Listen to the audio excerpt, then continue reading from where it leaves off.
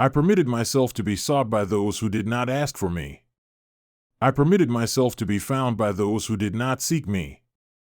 I said, here am I, to a nation which did not call on my name.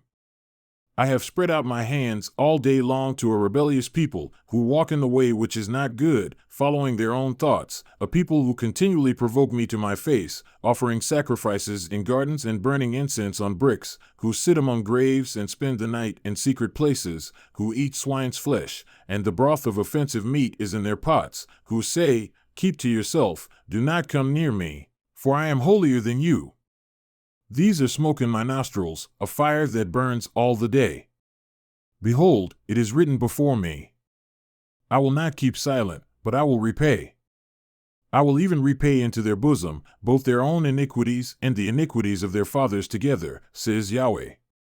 Because they have burned incense on the mountains and reproached me on the hills, therefore I will measure their former work into their bosom.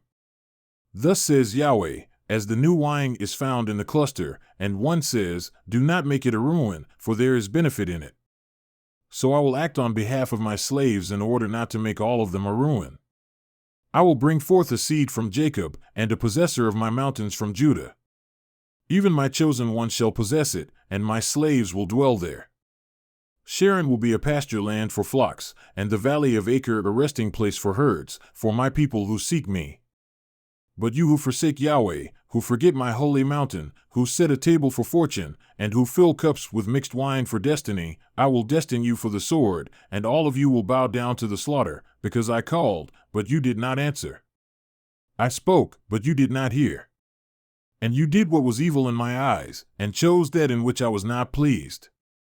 Therefore, thus says Lord Yahweh, behold, my slaves will eat, but you will be hungry.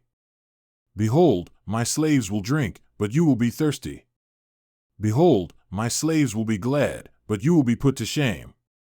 Behold, my slaves will shout joyfully with a merry heart, but you will cry out with a pained heart, and you will wail with a broken spirit. You will leave your name for a curse to my chosen ones, and Lord Yahweh will put you to death. But my slaves will be called by another name, because he who is blessed in the earth will be blessed by the God of truth, and he who swears in the earth will swear by the God of truth. Because the former distresses are forgotten, and because they are hidden from my sight. For behold, I am creating a new heavens and a new earth. And the former things will not be remembered or come upon the heart. But be joyful and rejoice forever in what I create. For behold, I create Jerusalem for rejoicing and her people for joy. I will also rejoice in Jerusalem and be joyful in my people. And there will no longer be heard in her the voice of weeping and the voice of crying. No longer will there be in it an infant who lives but a few days, or an old man who does not fulfill his days.